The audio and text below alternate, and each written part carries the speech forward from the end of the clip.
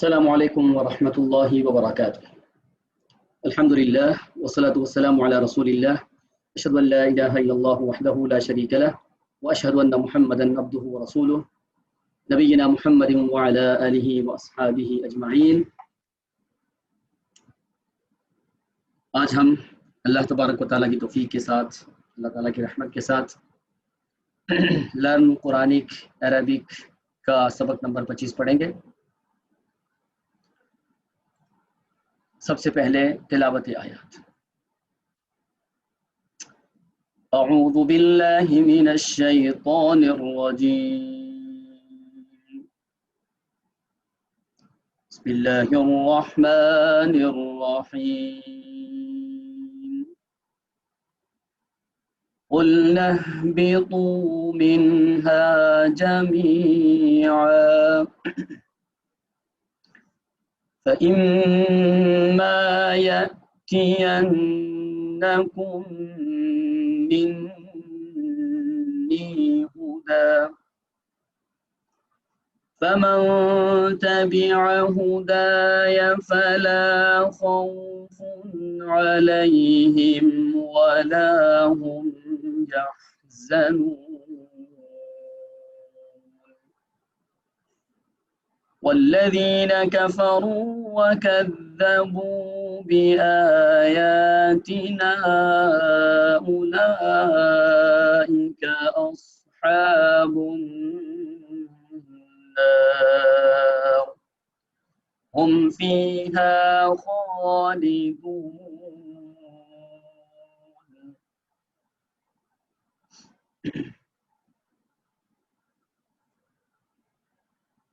آج کے سبق میں اگر دیکھا جائے سب سے پہلے کہ وہ کون سے الفاظ ہیں جو ہم اردو میں استعمال کرتے ہیں،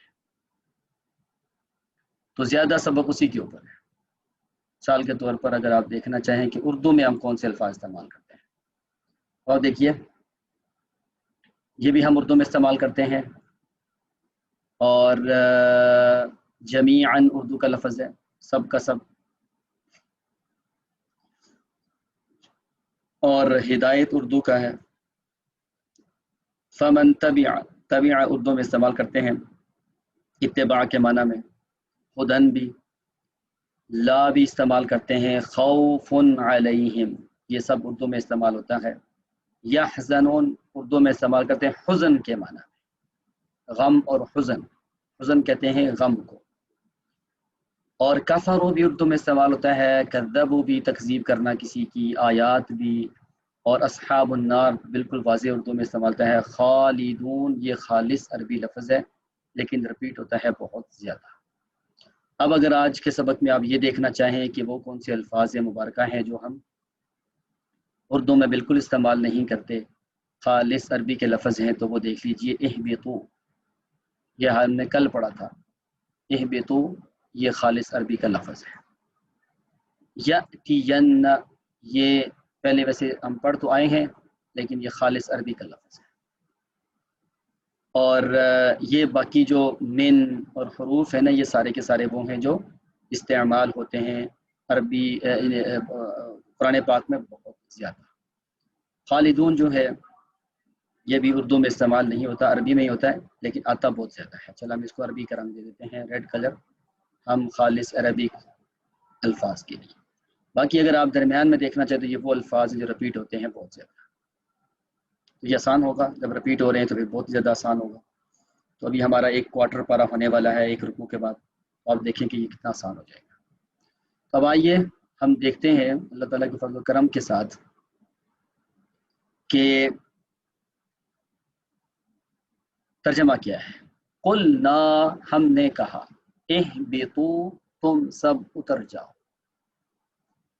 اور گزشتہ سبق میں بھی گزر چکا ہے اتر جاؤ، اہبطوا منہا تم اتر جاؤ، منہا اس سے، جنت سے۔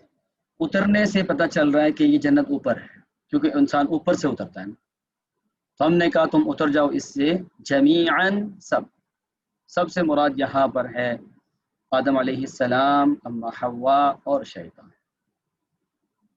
یہ چونکہ دنیا کی مخلوق ہے، جن تو پہلے ہی دنیا میں رہتے تھے، ہمارے ماں باپ اما حوا اور حضرت آدم علیہ السلام یہ بھی دنیا کی ہی مخلوق تھے، تو بتایا کہ اب جاؤ واپس دنیا میں۔ فَإِمَّا يَأْتِيَنَّكُم مِّنِّي هُدًى، فَإِمَّا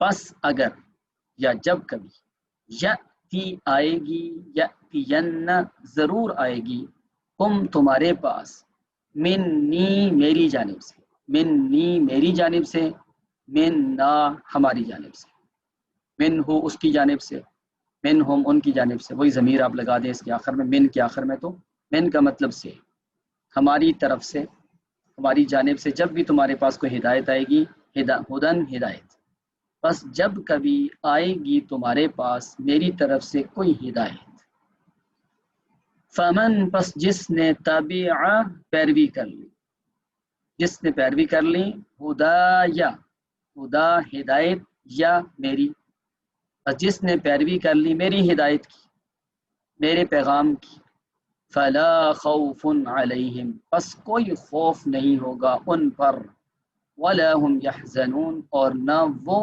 غمگین ہوں گے، نہ خوف نہ غمگین۔ خوف اور غم میں کیا فرق ہے یہ ہم انشاءاللہ بھی بات کرتے ہیں، اس کے اوپر بھی توفیق اللہ۔ والذین کفروا وکذبوا اور وہ لوگ جنہوں نے کفر کیا اور جھٹلایا ہماری آیات کو، یہی لوگ ہیں اصحاب النار آگ والے، صاحب کی جمع اصحاب، صاحب کا مطلب کیا ہے؟ والا، صاحب عزت و جلال، عزت و جلال والا، اصحاب والے، یہی لوگ ہیں آگ والے، ہم فیہا خالدون یہ اس میں ہمیشہ ہمیش رہیں گے، یہ اس میں ہمیشہ ہمیش رہیں گے۔ تو ایک دفعہ دیکھ لیجئے ترجمہ کتنا آسان ہے۔ اور ہم نے قُلْنَا اهْبِطُوا مِنْهَا جَمِيعًا ہم نے کہا اے آدم، ہم نے کہا تم کیا کرو، نکل جاؤ یہاں سے، ہم نے کہا تم اتر جاؤ اس جنت سے سارے، پس جب بھی ضرور آئے گی تمہارے پاس میری طرف سے کوئی ہدایت، پس جس شخص نے پیروی کی میری ہدایت کی، پس کوئی خوف نہیں ہوگا ان پر اور نہ وہ غمگین ہوں گے۔ اور وہ لوگ جنہوں نے کفر کیا اور جھٹلایا ہماری آیات کو، یہی لوگ ہیں آگ والے، وہ اس میں ہمیشہ رہیں گے۔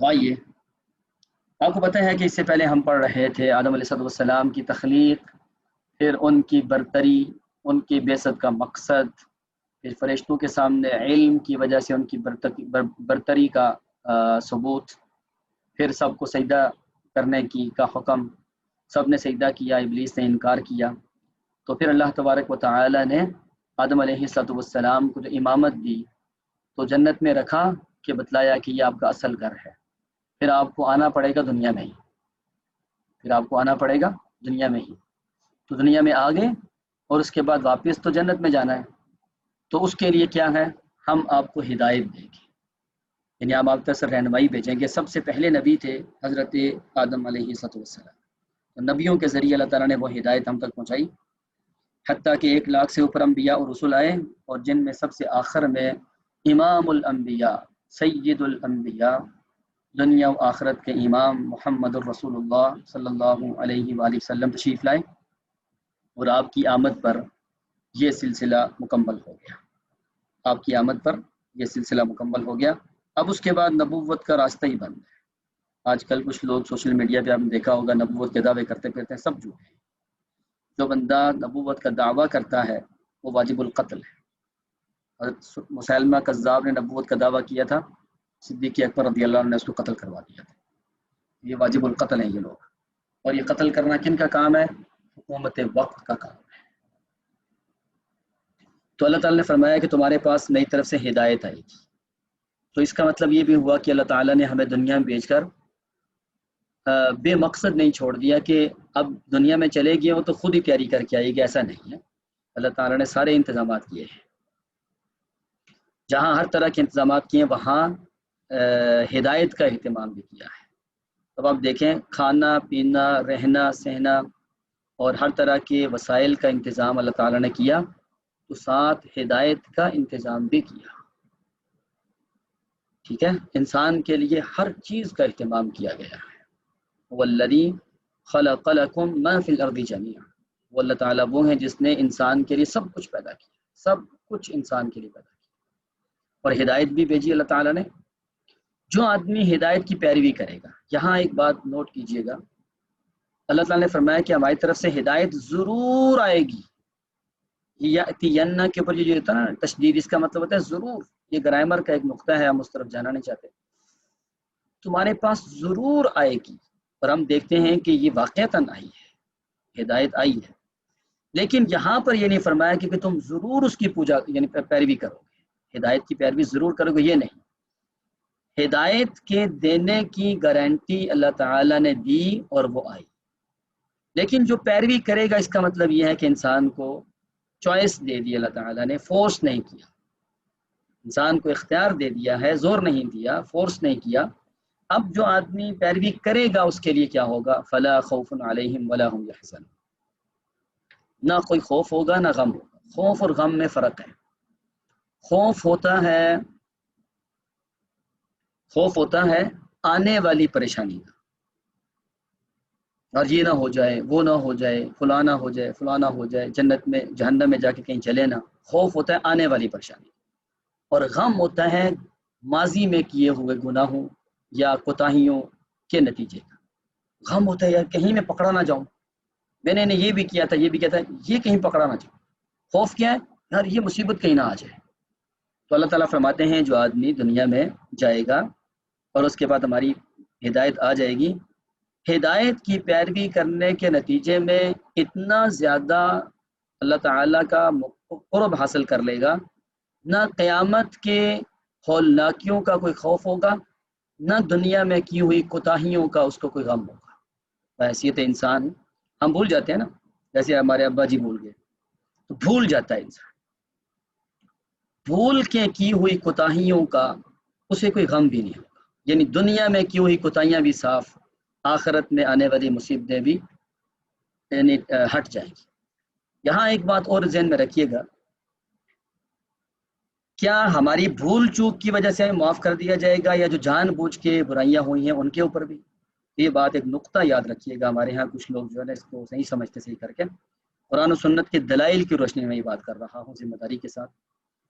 اہل علم یہ بیان کرتے ہیں کہ جو آدمی مرد یا عورت کوئی گناہ کرتا ہے، خواہ وہ جان بوجھ کے کرتا ہے خواہ بھول کے کرتا ہے، وہ گویا کہ بھول کے ہی کرتا ہے،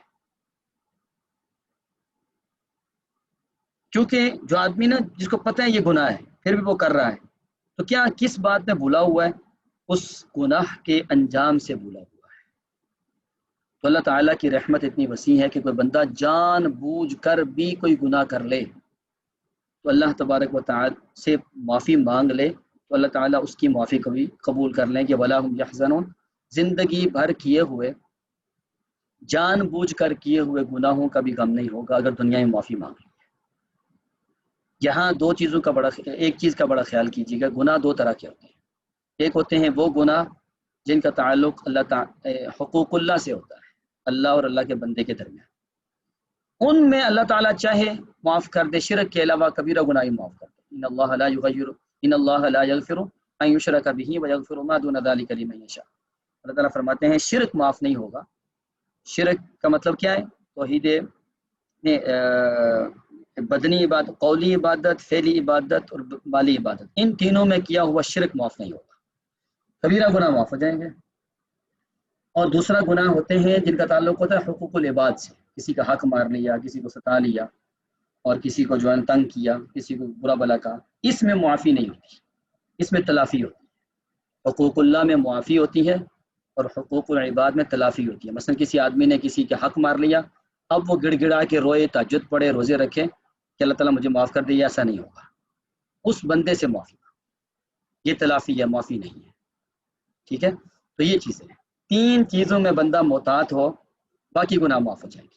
شرک نہ کر رہا ہو جس کا تعلق اللہ تعالیٰ سے ہے، بدعت نہ کر رہا ہو جس کا تعلق رسول اللہ صلی اللہ علیہ وسلم کی سنت کے ساتھ ہے، اور مالی معاملات میں وہ بندہ فیئر ہو، کرپٹ نہ ہو، لوگوں کے ساتھ تعلقات میں کرپٹ نہ ہو، یہ تین چیزوں میں بندہ صاف ہو، باقی بتقاضۂ بشریت جتنے گناہ ہوں گے ولا هم يحزنون، ان کا کوئی غم نہیں ہوگا۔ اس بات کو سمجھیے گا، ایسا نہ ہو کہ بندہ یہ سمجھ لے وَلَا هُمْ يَحْزَنُونَ جو بھی دنیا میں کیا تھا سب اس کا غم، ایسا نہیں ہے۔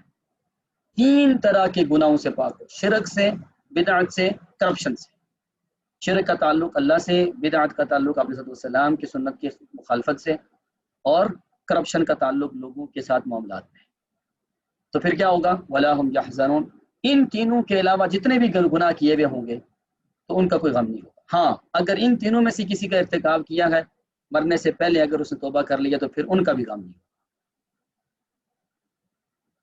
اور والذین کفروا وکذبوا بآیاتنا، ہدایت تو آ گئی، جنہوں نے مانا تو ان کے لیے یہ خوشخبری، وہ لوگ جنہوں نے کفر کیا ہدایت کے ساتھ اور ہماری آیات کو جھٹلایا، یعنی ہدایت کو نہیں مانا، نبی آئے ان کو نہیں مانا، ہدایت کو نہیں مانا، یہی لوگ آگ والے، جس میں ہمیشہ ہمیشہ رہیں گے، چھوٹ نہیں، یعنی جنت سے نکال کے دنیا میں بھیجا، پھر جنت میں جانے کے لیے ہدایت کا راستہ کھولا، آپ نے ہدایت کو قبول کرنا ہے، باقی آپ کے روٹی کپڑا مکان کی ذمہ داری ساری ہمارے اوپر ہے۔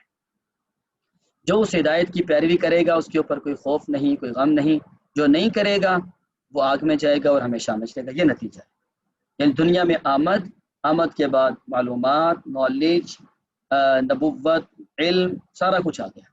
جو عمل کرے گا وہ جنت میں جائے گا، جو عمل نہیں کرے گا وہ جہنم میں جائے گا۔ سیدھی سیدھی دو ٹوک بات ہے، بس وضاحت میں نے آپ کے سامنے۔ تو اللہ تعالیٰ کے فضل و کرم سے یہاں پہ رکوع مکمل ہو رہا ہے، اس کے بعد ایک سلسلہ شروع ہوگا بنی اسرائیل کا، اور اس کے اوپر انشاءاللہ ہم پھر بات کریں گے۔ اللہ تعالیٰ ہمیں عمل کی توفیق عطا فرمائے۔ اور اب آئیے ایک کام اور کر لیتے ہیں، وہ یہ ہے کہ آج آپ ایسا کریں کہ کچھ لوگ مجھے بتائیں، تھوڑا سا ہم اس کے اوپر کام کر لیتے ہیں کہ اس کے